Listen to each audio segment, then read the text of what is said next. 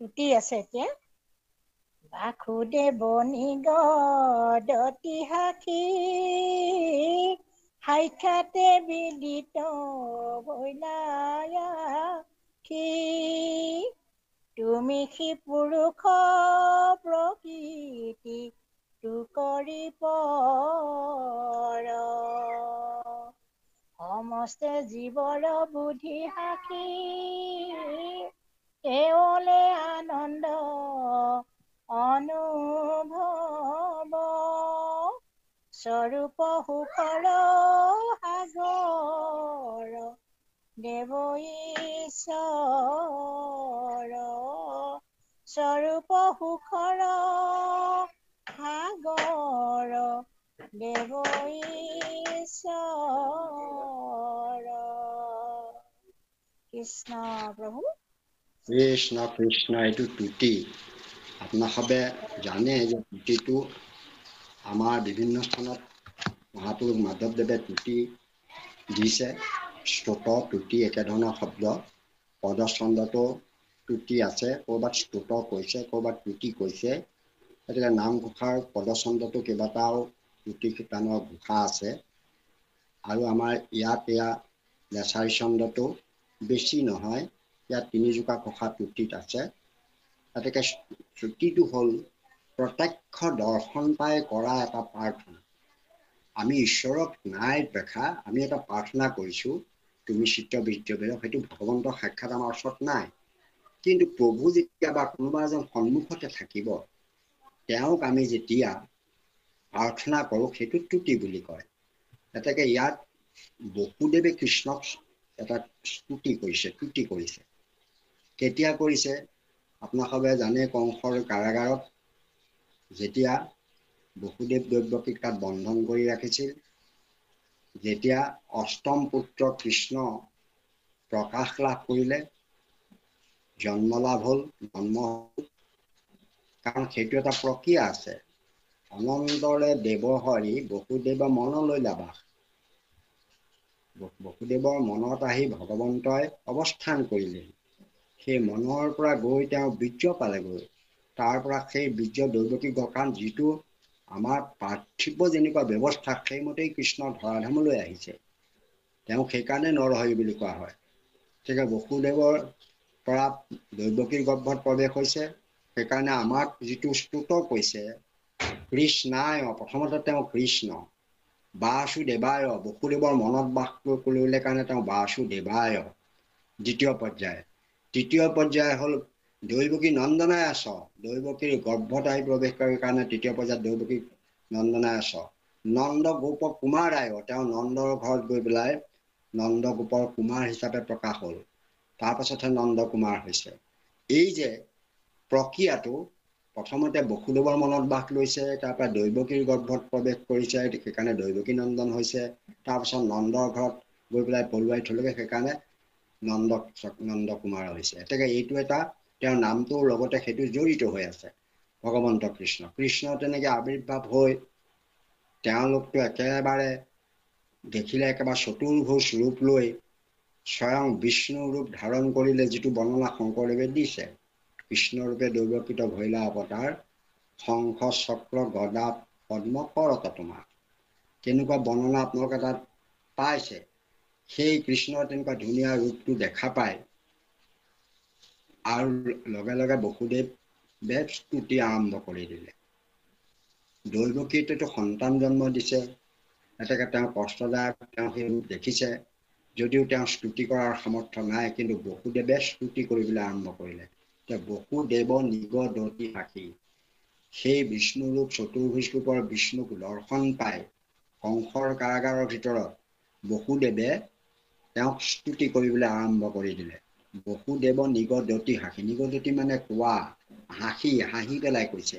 বসুদেৱে হাঁহি হাঁহি সেই চতুৰ্ভুজৰূপী ভগৱন্তক তেওঁ হাঁহি হাঁহি কৈছে।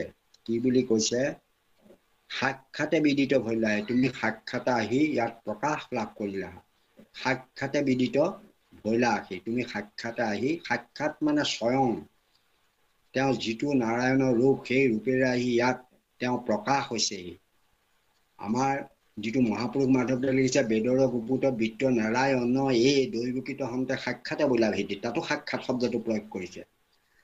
এতেকে দৈৱকীৰ যোগেদি সাক্ষাতে নাৰায়ণ যেনেকে প্ৰকাশ হৈছে, ইয়াতো বসুদেৱেও সেই একেটা কথাই কৈছে যে তুমি সাক্ষাতে আহি প্ৰকাশ সাক্ষাতে বিদিত ভৈলা আখি, তুমি আহি সাক্ষাতে প্ৰকাশ লাভ কৰিলে। আহি এই ধুনীয়া ৰূপটো দৰ্শন পাই বসুদেৱে হাঁহি পেলাই তেওঁ কৈছে, আৰু এইটোও কৈছে যে তুমি সি পুৰুষ প্ৰকৃতিটো কৰি পৰ। কোনো লোকে আকৌ ব্যাখ্যা কৰোঁতে তুমি পুৰুষ প্ৰকৃতিত কৰি পৰ, অৰ্থাৎ প্ৰকৃতিত থাকি পৃথক, আচলতে সেইটো নহয়। ইয়াত তুমি সি পুৰুষ প্ৰকৃতিটো কয়, তুমি পুৰুষ আৰু প্ৰকৃতিতকৈ তুমি পৰ, ওপৰত, অৰ্থাৎ প্ৰকৃতি পুৰুষ দুই নিয়ন্তা মাধৱ, সমস্তৰে আত্মা হৰি পৰম বান্ধৱ। প্ৰকৃতি পুৰুষক যি নিয়ন্ত্ৰণ কৰি ৰাখিছে সেইজনহে তুমি, অৰ্থাৎ প্ৰকৃতি পুৰুষ দুয়ো নিয়ন্তা মাধৱ। অৰ্থাৎ ইয়াত প্ৰকৃতি পুৰুষ দুইৰে ওপৰত বুলিহে কৈছে, অকল পুৰুষৰ, তুমি পুৰুষ বহুতে ভবাৰ দৰে যে তুমি সেই পুৰুষ, তুমিয়ে মাত্ৰ একমাত্ৰ পুৰুষ, এইটো কথা ইয়াত কোৱা নাই। কাৰণ তেওঁ পুৰুষ নহয়, তেওঁ কেনেকে পুৰুষ হ'ব? তেওঁ হয় পুৰুষোত্তম হ'ব, নহয় তেওঁ পৰম পুৰুষ হ'ব, নহয় তেওঁ পৰমাত্মা হ'ব। এতেকে পুৰুষ জীৱকহে কয়, পুৰুষ শব্দে দেহ তাত থাকৰ সুটিয়াই সেইটো জীৱকক কয় পুৰুষ বুলি। এতেকে সেই পুৰুষ আৰু প্ৰকৃতিয়ে দুইটাৰ ওপৰত তুমি সেই পুৰুষ, ইয়াত অৰ্থটো কোৱা নাই। তুমি পুৰুষ আৰু প্ৰকৃতি দুইটাতকৈ তুমি পৰ, শ্ৰেষ্ঠ, ওপৰত, আৰু প্ৰকৃতি পুৰুষ দুইটাকে তুমি নিয়ন্ত্ৰণ কৰা। এই কথা কৈছে যে প্ৰকৃতি পুৰুষ দুইজনৰ তুমি ওপৰত। সমস্ত জীৱৰ বুদ্ধি সাক্ষী, যে আমাৰ যিমানবোৰ জীৱ আছে এই জগতত, এই সমস্তৰে তুমি বুদ্ধি সাক্ষী হৈ থাকা। সমস্তৰে তুমি নহলে জীৱই কোনো কাম কৰিব নোৱাৰে। যিহেতু পৰমাত্মা ৰূপে হৃদয়ত আচন্ত প্ৰকাশী, তাতে সেই ইন্দ্ৰিয়গণ ভূত প্ৰাণ বুদ্ধিমন প্ৰগতে যথেক জৰে। এতেকে তুমি আছে কাৰণেই, বুদ্ধিত সাক্ষী ৰূপে তুমি আছে কাৰণেই, সাৰথী ৰূপে আছে কাৰণেই এই সমস্ত জীৱবিলাকে নিজৰ নিজৰ কাম কৰিব পাৰিছে। কেৱলে আনন্দ অনুভৱ স্বৰূপ সুখৰ সাগৰ দেৱ ঈশ্বৰ। এতেকে তুমি সমস্ত জীৱৰ বুদ্ধিত সাক্ষী ৰূপে থাকি সকলোকে সংসাৰৰ সুখ ভোগ এইবিলাক তোমালোকক ভোগ দিয়াৰ আনন্দ প্ৰদান কৰি আছা। তাৰ কাৰণ তুমিহে, যিহেতু তুমি আনন্দময়, সচ্চিদ আনন্দময়। গতিকে তুমি নাথাকিলে কোনো জীৱই কৰিব নোৱাৰে। এতিয়া সংসাৰখন প্ৰকৃত স্বৰূপ সুখৰ সাগৰ দেৱ ঈশ্বৰ। এই সংসাৰত প্ৰকৃত সুখৰ প্ৰকাশ তোমাৰ পৰাই হৈছে। তুমিহে সেইখিনি সমস্তক যাক যেনেকে যিটো সুখ লাগে সেই সুখখিনি দিব পাৰিছে। আমি বিভিন্ন সময়ত বিভিন্ন সুখ শৰীৰৰ যোগেদি লাভ কৰিছো, কিন্তু আমি ভাবো যে মোৰ শৰীৰটোৱে লাভ কৰিছো, মই হাতেৰে চুই এইটো ভাল লাগিছে, মোৰ শৰীৰৰ চকুৰে চাই এইটো ভাল লাগিছে। বাস্তৱিকতে সেইটো নহয়। সেয়া ঈশ্বৰৰ ইচ্ছাৰ কাৰণেহে চকুৰে সুখ এটা লাভ কৰিছে, মনত আনন্দ লাভ হৈছে, কিবা এটা বস্তু খাই মই তৃপ্তি লাভ কৰিছো। এয়া ভগৱন্তৰ হৃদয়ত বিৰাজমান হৈ আছে কাৰণে সেইখিনি সম্ভৱ হৈছে। স্বৰূপ সুখৰ সাগৰ দেৱ ঈশ্বৰ, তুমি প্ৰকৃত ঈশ্বৰ, তুমি আমাৰ সকলো সুখৰ তুমি আধাৰ। তুমি আছা কাৰণে আমি এই সংসাৰখন আনন্দময় বুলি ভাবিছো, সুখময় বুলি ভাবিছো, বা সুখ অনুভৱ কৰিব পাৰিছো। এয়া বসুদেৱৰ মনৰ ভাৱ প্ৰকাশ কৰিছে।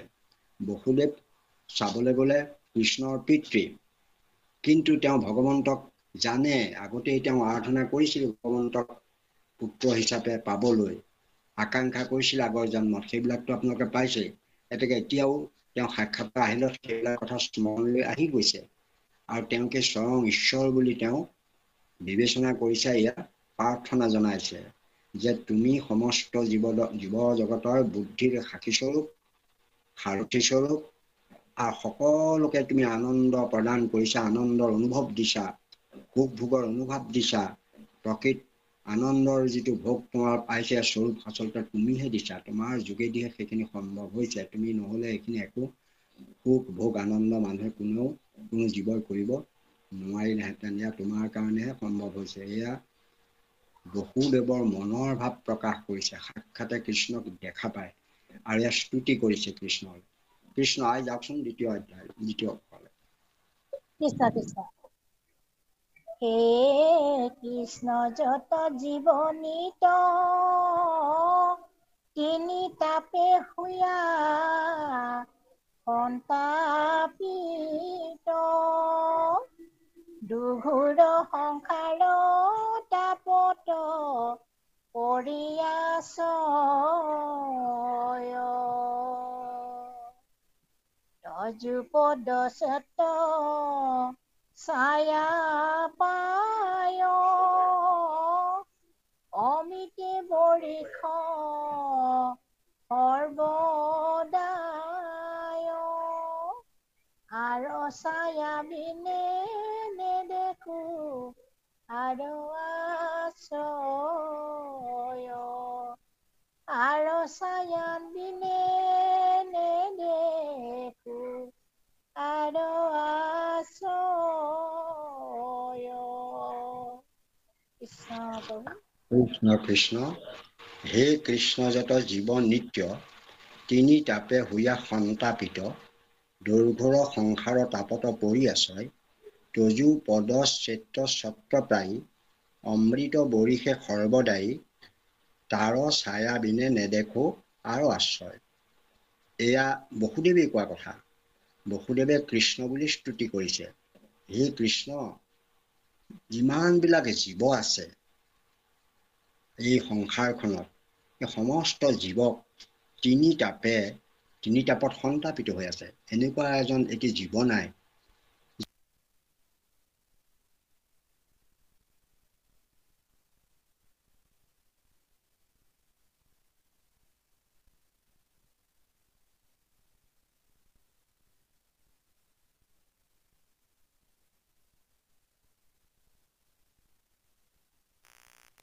ইন্দ্ৰ ৰুদ্ৰ আদি ডাঙৰ ডাঙৰ দেৱতাবিলাকৰো আছে, ঋষিমুনিসকলৰো আছে।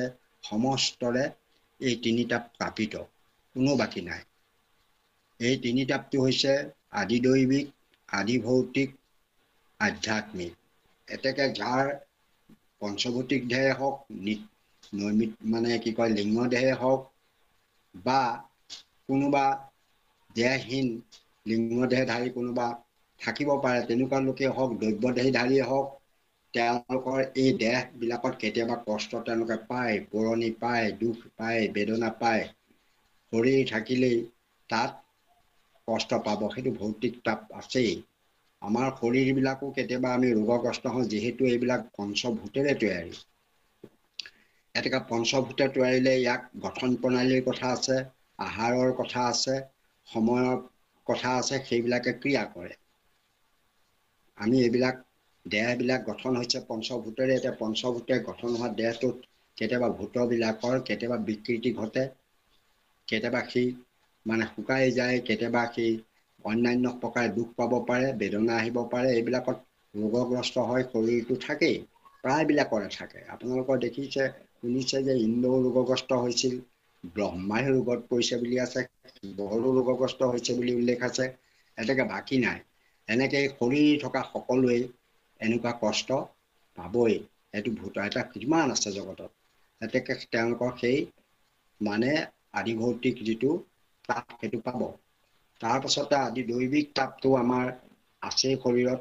দৈবিক তাপটো আপোনালোকে জানে যে দেহ থাকিলে এতিয়া ধৰক ইন্দ্ৰ স্বৰ্গৰ ৰজা, তেওঁৰ দৈবিক তাপ আহি গ'ল। কি দৈবিক তাপ হৈ গ'ল? ইয়াত গৈ পেলাই এই অসুৰবিলাকে গৈ পেলাই স্বৰ্গপুৰী আক্ৰমণ কৰি তেওঁলোকক খেদি তাৰ পৰা পঠাই দি অমৰাৱতী দখল কৰি পেলালে। বিভিন্ন অসুৰবিলাকে সময়ে সময়ে তেওঁলোকক খেদি লৈ ফুৰে। তেওঁলোকৰ হাবিয়ে জংঘলে ঘূৰি ফুৰিবলগীয়া হয়। গতিকে তেওঁলোকৰ সেইবিলাক কিবা আমাৰ কাৰণে যেনেকৈ বিজুলী ঢেৰেকণি এটা দৈবিক তাপ, তেওঁলোকৰ কাৰণে সেইবিলাকেই দৈবিক তাপ। যেতিয়া কিবা কাৰণে তেওঁলোকৰ সমস্যাত পৰি যায়, তেতিয়া সেইবোৰ কাৰণে তেওঁলোকৰ তাপ হ'ব পাৰে। আমাৰো যেনেকৈ দৈবিক তাপবিলাক হয় সময়ে সময়ে, আমি সেই তাপত ভুগি আছোঁ। আজি আমি কৈছোঁৱেই সকলোৱে যে বৰ গৰমে ধৰিছে, 40-42 ডিগ্ৰী হৈছে। এতেকে আমি তাপৰ কথা কৈছোঁ যে সূৰ্যৰ তাপত আমি দৌৰিছোঁ, আমি কষ্ট পাইছোঁ। যি নহওক, এয়া আমি তাপিত হৈছোঁ। এতেকে ইও এটা দৈবিক তাপেই। কেতিয়াবা বিজুলী ঢেৰেকণি হ'ব, তাৰ পৰা কিবা এটা তাপ পাম। তাৰপাছত কেতিয়াবা আমাৰ কোনোবা এই ভূমিকম্প হ'ব, তেতিয়া এটা তাপ পাম। ক'ৰবাত আকৌ বানপানী হ'ব, তেতিয়া তাপ পাম। বতাহ ধুমুহা হ'ব। এইবিলাকে আমাক কেতিয়াবা ক্ষতি কৰে, কষ্ট দিয়ে, সেইগোটা কথা দৈবিক তাপ বুলি কোৱা আছে। এইবিলাক তাপ আমি শৰীৰত পাওঁ। তাৰ উপৰি আমাৰ আহি পৰে আধ্যাত্মিক তাপ। এতিয়া কালি বিমান দুৰ্ঘটনা হৈছে, বিমান দুৰ্ঘটনাত সেই পৰিয়ালবিলাকে যিটো আধ্যাত্মিক তাপ পাইছে বা তাত জড়িত লোকসকলে যিটো কষ্ট হৃদয়ত পাইছে, সেইটো কম আধ্যাত্মিক তাপ নহয়। কাৰণ তেওঁলোকে ভাল কাম, ভাল চিন্তা কৰি দূৰলৈ গৈছিল, ইংলেণ্ডলৈ বিশেষ দায়িত্ব পালন কাৰণে গৈছে, বহুত আশা লৈ গৈছিল, মনত সঞ্চিত কৰি গৈছিল, কিবা এটা কামৰ যাত্ৰাত কৰিছিল। আৰু আজিকালি সেইবিলাক বিমানত যোৱাৰ ব্যৱস্থা আছেই, যাবই লাগিব, হাজাৰ হাজাৰ মানুহ গৈ আছে। এই বিমানখন হঠাৎ সেয়া 400 ফুট নে কিমান উঠোতেই বিমানখন সেয়া বিজুতি ঘটি এখন হস্পিটেলৰ ওপৰতে পৰি গ'ল। আৰু চাওকচোন হস্পিটেলখনৰ দুৰ্ভাগ্য, ইমান নামী দামী হস্পিটেলখনত পৰিছে, আৰু কি ঈশ্বৰৰ ইচ্ছা বিমানখন তাত পৰিছে, তাত 242 জন লোক আছে, কোনো তাত আৰু বাচিবলৈ সুবিধা নাই। হস্পিটেলতো বহু লোকৰ মৃত্যু হৈছে আৰু লগে লগে অপকাৰ হৈছে। এই যে ঘটিল ঘটনাটো, ইও এটা দ্ৰব্য দুৰ্বিপাকৰ ঘটনাই। এইটো কাৰণটো পঞ্চভৌতিক দেহত হোৱা ঘটনা নহয়, এইটো এটা দ্ৰব্য, কাৰণ বিমানখন দুৰ্ঘটনা হৈছে, ইও এটা দুৰ্ঘটনাবোৰো সময়ে সময়ে হোৱা একোটা দৈবিক তাপ। আৰু সেই দৈবিক তাপে আমাক হৃদয়ত আধ্যাত্মিক তাপৰ সঞ্চিত কৰিছে। আমি বেদনা পাইছোঁ, কষ্ট পাইছোঁ। ঠিক তেনেকৈ আমাৰ সকলোকে আধ্যাত্মিক, আপুনি এটা গৰু পোৱালি মৰি থাকিলে মাকজনীয়ে যেনেকৈ চিঞৰি থাকে, তেওঁ কম দুখ পায় নেকি?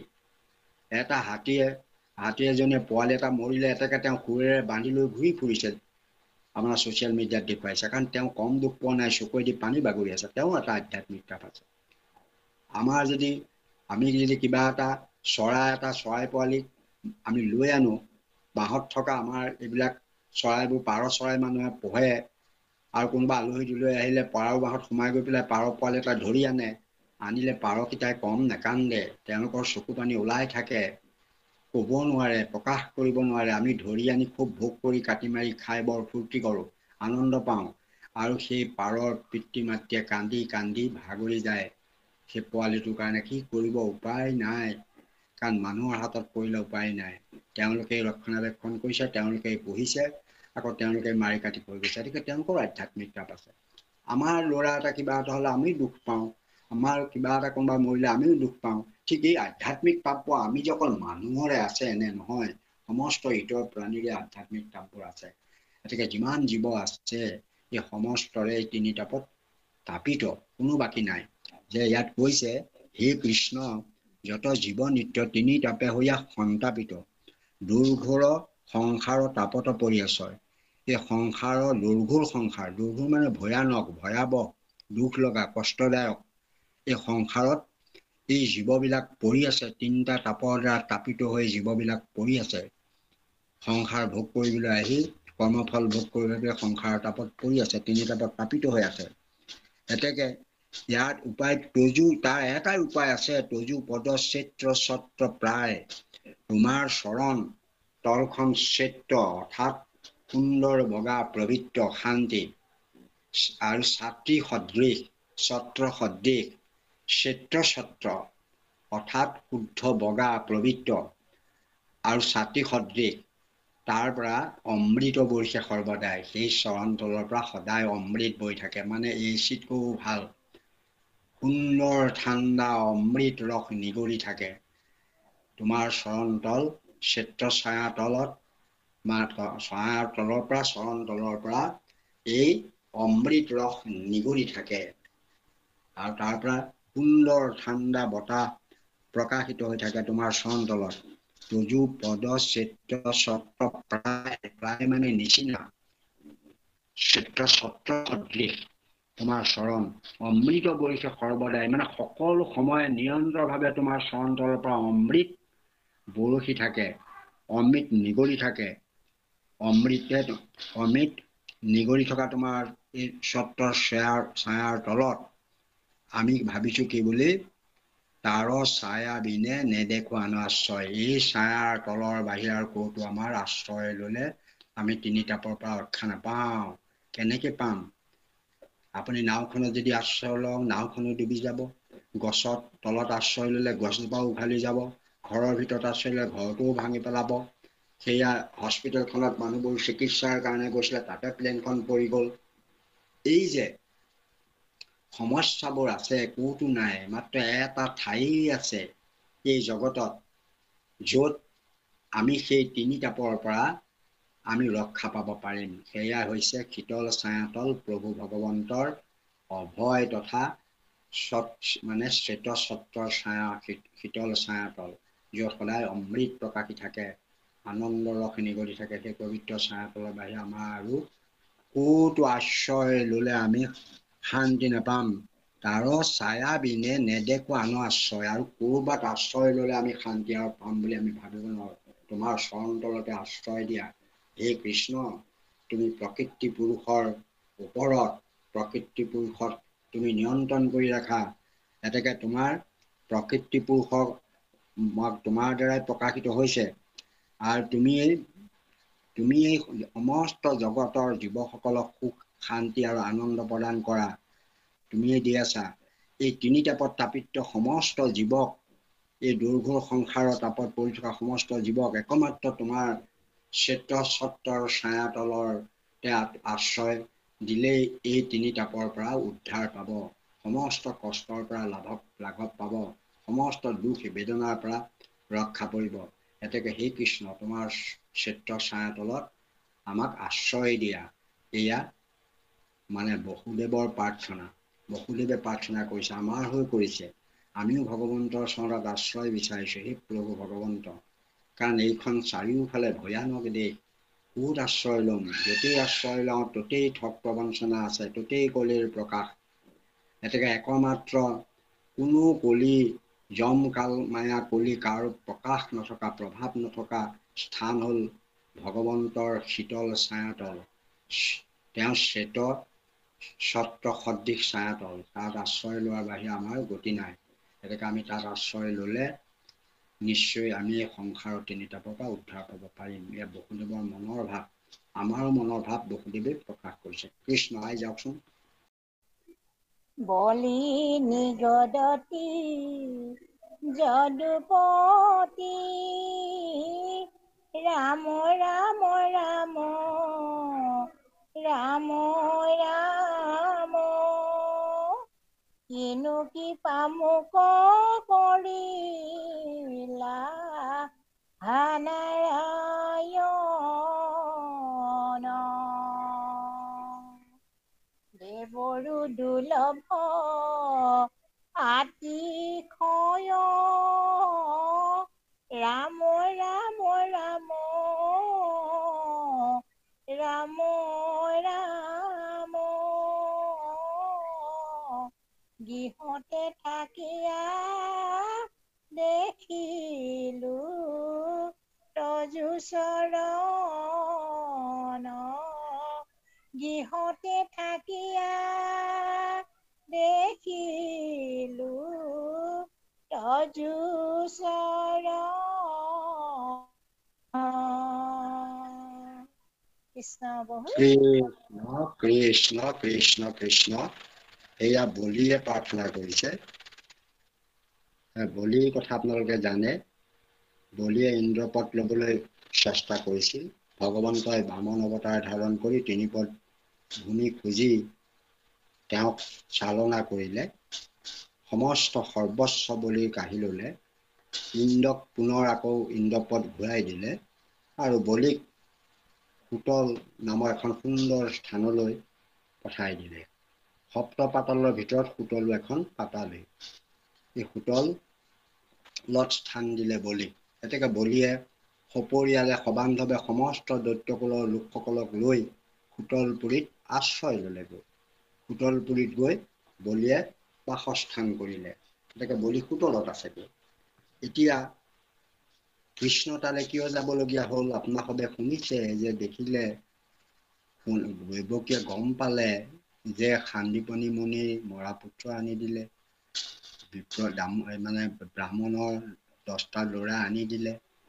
এইবিলাকক কৃষ্ণই আনি আছে, লোকৰ মৃত হোৱা পুত্ৰ। মোৰ যে 6টা ল'ৰা মৰিলে, মোৰ যে 6টা পুত্ৰ মৰিলে, দৈৱকীৰ 6 পুত্ৰ কুলকংসে মাৰিলে কংসই যে মাৰি পেলালে, সেইকেইটাকো আনি দিব তেওঁ পাৰিবা নিশ্চয়। তুমি যেতিয়া এইবিলাক কৰিব পাৰিছা, কৃষ্ণক খাটনি ধৰিলে যে মই এটা দুখত ভাগি পৰিছোঁ, মই অতি দুখত ভাগি পৰিছোঁ, মোৰ এই 6টি পুত্ৰ কংসই মাৰি পেলালে।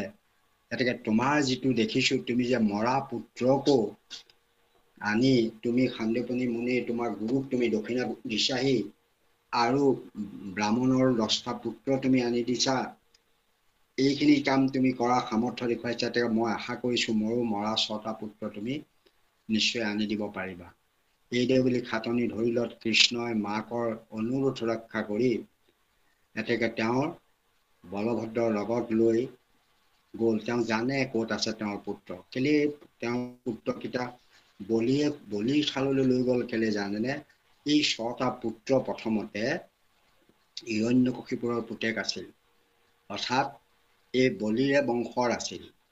তেওঁলোক আকৌ আহি ইয়াত জন্ম লাভ কৰিছে এই সংস্কাৰৰ কাৰণে। আপুনি মৰিষিৰ পুত্ৰ আছিল, অভিশাপ দিলে, মৰিষিৰ নাতি আছিল, তেওঁলোকক অভিশাপ দিলে, তেওঁলোক আহি অসুৰৰ ঘৰত জন্ম লাভ কৰিলে, তাৰ পৰা আহি ইয়াত কৃষ্ণৰ জ্যেষ্ঠ ভাতৃ হিচাপে জন্ম লাভ কৰিলে, আৰু দৈৱকী মানে কৃষ্ণই খোৱা স্তন পান কৰাৰ সুবিধা পাই আকৌ পৰম ধামলৈ গতি কৰিলে, পৰম গতি লাভ কৰিলে।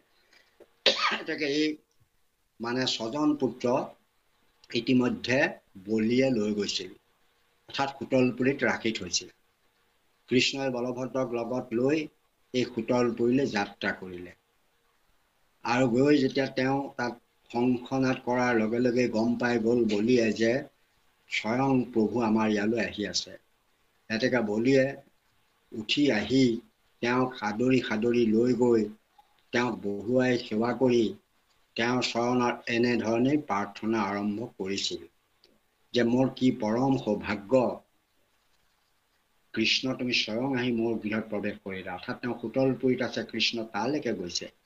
এনেই কৃষ্ণটো তাত আছেই, হাতত চক্ৰ ধৰি তেওঁক ৰক্ষা কৰি। এয়া স্বয়ং দৈৱকীনন্দন কৃষ্ণও তালৈ গৈছে। বলিনী গদতি যদুপতি, ৰাম ৰাম ৰাম ৰাম ৰাম, কিনো কৃপা মোক কৰিলা নাৰায়ণ। হে নাৰায়ণ, তুমি মোক যে কি কৃপা কৰিলা, হে যদুপতি কৃষ্ণ, তোমাৰ আমাৰ প্ৰতি যে ইমান তোমাৰ কৃপা। মই ইয়াত ইয়াৰ পিছতে কৈছে যে দেৱৰো দুৰ্লভা অতিশয়, দেৱতা সকলেও তোমাৰ চৰণ দৰ্শন কৰিবলৈ নাপায়। আপোনালোকে জানেনে, কৃষ্ণ যেতিয়া বৈকুণ্ঠলৈ যাবলৈ বিচাৰিছিল, সমস্ত দেৱতাই কৃষ্ণক এপাক তেওঁলোকৰ গৃহলৈ যাবলৈ কৈছিল। ব্ৰহ্মাই বিচাৰিছিল, ইন্দ্ৰই বিচাৰিছিল, শিৱই বিচাৰিছিল, সমস্তই বিচাৰিছিলে, কিন্তু কালৈও তেওঁ ভূক্ষেপ নকৰি বৈকুণ্ঠ ধামত অৱতৰণ কৰিছিল। এতিয়া তেনেহেন দেৱৰো দুৰ্লভ, দেৱতাই যিটো ভগৱন্তৰ চৰণ দৰ্শন কৰাৰ সুবিধা নাপায়, কৃষ্ণৰ চৰণ দৰ্শন কৰাৰ সুবিধা পোৱা নাই বা সুবিধা দিয়াও নাই, দেৱৰো দুৰ্লভ অতিশয় ৰাম ৰাম ৰাম ৰাম, তেনে দুখানি চৰণ মই গৃহতে থাকি দেখা পালো, মই কিমান সৌভাগ্যৱান। এইদৰে বুলি বলিয়ে কৃষ্ণক স্তুতি কৰিছে। মহাপুৰুষ মাধৱদেৱে এই বলিৰ স্তুতিটো বৰ প্ৰয়োজনীয় বোধ কৰি আমাৰ ভকতৰ কাৰণে কৃপা কৰি স্তুতিৰ মাজত অন্তৰ্ভুক্তি কৰিছে। কাৰণ এই স্তুতিটো এই তিনিওটা ঘোষা, লেছাৰী চন্দৰ ঘোষা কৃষ্ণক উদ্দেশ্য কৰা স্তুত, অকল কৃষ্ণক কৰা স্তুত, অন্য বিষ্ণু বা অন্য দেৱতাক নহয়, স্বয়ং দৈৱকীনন্দন কৃষ্ণক উদ্দেশ্য কৰা স্তুত বসুদেৱে কৰিছে আৰু এয়া বলিয়ে কৰিছে। একেটা সময়তে সেই কৃষ্ণ যেতিয়া সুতলপুৰলৈ গ'ল, তেওঁ ভৰি হাত ধুৱাই তেওঁ সেই ভৰি ধোৱা জল নিজে সেৱন কৰি তেওঁৰ মূৰৰ ওপৰত আসন পাতি তাত বহুৱাই তেওঁক স্তুতি মিনতি কৰি কিমান যে সেৱা ভক্তি বলিয়ে কৰিছে কৃষ্ণক পাই, ভাবিলে আপুনি আচৰিত হৈ যাব যে বলিৰ সমান ভকত হেনো নাই এই জগতত। সেই বলিয়ে স্তুতি কৰোঁতে এই কথাটোক ব্যক্ত কৰিছে যে আমি গৃহতে থাকিয়া তোমাৰ চৰণ দেখা পালোঁ। আমাৰ ভকতসকলে এই সুবিধাটোকে লৈ ভকতসকল যেতিয়া কাৰোবাৰ গৃহলৈ যায়, বলি নিগদতি বুলি আৰম্ভ কৰে, অৰ্থাৎ বলিৰ ভাষাৰেই আমাৰ গৃহলৈ ভকতসকল আহিলে আমি তেনে এটা ভাৱ অনুভৱ কৰোঁ যে ভগৱন্ত স্বয়ং আহি আমাৰ গৃহত আহি উপস্থিত হৈছেহি। গতিকে আমাৰ ভকতৰ কাৰণে কৃপা কৰি মহাপুৰুষ মাধৱদেৱে বলিৰ ভাষাৰে আমাক এইটো এটা স্তুত সমস্ত লোকৰ কাৰণে কৃপা কৰি মাধৱটোকহে দি থৈ গ'ল। বলিয়ে ভগৱন্ত কৃষ্ণক যদুপতিক বুলি সম্বোধন জনাই তেওঁ তাত গৈ যে তেওঁ গৃহত থাকোঁতে প্ৰৱেশ কৰি কৃপা কৰিলে, তাৰ কাৰণে তেওঁ মানে নিজেই ধন্য মানিছে আৰু ভগৱন্তৰ চৰণত একেৰ চকুৰ পানীৰে তেওঁ চৰণ তিয়াই দিছে। আৰু তেওঁ পাছত আনি জানে চৰতী পুত্ৰ আনি দিছে, আনিছিলে সেইটো কাৰণে তাতে পুত্ৰেকসকলক লৈ আনিলে। পাছত কৃষ্ণ বলভদ্ৰ লৈ আনি দৈৱকীৰ মনৰ সন্তোষ দিলে। দৈৱকীয়ে তেওঁলোকক ইকুলা সিকুলাকৈ লৈ স্তনপান কৰালে। তাতে কৃষ্ণই প্ৰীতস্তন পান কৰাৰ পাছত এওঁলোকে পৰম অমৃত পান কৰাৰ সুবিধা পালে। পাই সেয়া আকৌ পৰম গতি লাভ কৰি গুচি গ'ল, তেওঁলোক নাথাকিলে। এয়া হ'ল এটা মানে দৈৱকীৰ ইচ্ছা পূৰণ ভগৱন্ত কৃষ্ণই কৰিলে। আৰু লগে লগে এই বলিয়ে ভাবি আছিল কৃষ্ণ এদিন ইয়ালৈ আহিবৰ কাৰণেইতো লৈ গৈছিল। আৰু তেওঁৰো মনোবাঞ্ছা সিদ্ধি কৰিলে, তেওঁ গৃহভাগ পবিত্ৰ কৰিলেগৈ। বলিৰ শোতলপুৰি পবিত্ৰ কৰিলে আৰু সেই পবিত্ৰ কৰাৰ কাৰণে তেওঁ তাত গৈ যাবলৈ তেওঁ বাধ্য হ'ল। আৰু সেয়া তেওঁ তাতে স্তুতিৰ যোগেদি প্ৰমাণ কৰিছে। গতিকে এয়া মহাপুৰুষ মাধৱদেৱে আমাৰ প্ৰতি অতি কৃপা কৰিছে। এইটো এটা বৰ দৰকাৰী স্তুতি। আমিও ভগৱন্ত কৃষ্ণৰ চৰণৰ ছত্ৰৰ ছায়াতলত আশ্ৰয় বিচাৰিছোঁ। আমাৰো গৃহখন প্ৰভু ভগৱন্তৰ ভকতসকল প্ৰৱেশ কৰি পবিত্ৰ হওক, আনন্দ হওক, সুখময় হওক, সমস্ত বাধা বিঘিনি নাইকিয়া হৈ আমাৰ গৃহখনি এখনি গৃহাশ্ৰমলৈ পৰিৱৰ্তন হওক, তেনে আশা কৰি আমি ভক্তসকলৰ প্ৰৱেশৰ কাৰণে সদায় আমি আকাংক্ষা কৰাৰ প্ৰয়োজন আছে। কাৰণ ভক্তৰ হৃদয়ত কৃষ্ণ থাকে। কৃষ্ণক হৃদয়ে লৈয়া ভকতে পৰাইছে গয়া, এবে তাৰ পাপ हुए ক্ষীণ। ভকতে গৈ যদি কৃষ্ণক হৃদয়ত লৈ ভকতৰ মানুহ আমাৰ গৃহত প্ৰৱেশ হয়, তেতিয়াহ'লে আমাৰ গৃহবিলাক পবিত্ৰ হৈ যাব। এয়া মহাপুৰুষ মাধৱদেৱৰ আমাৰ প্ৰতি এটা ডাঙৰ কৃপা।